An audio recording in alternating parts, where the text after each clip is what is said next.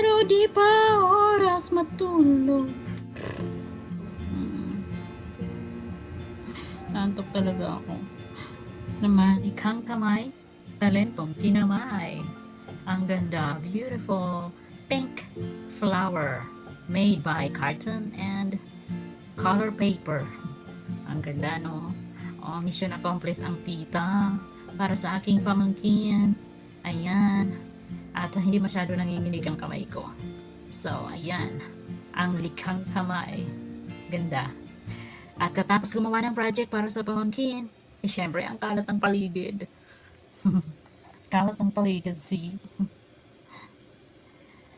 At everything is on the floor dahil nandun ang termos.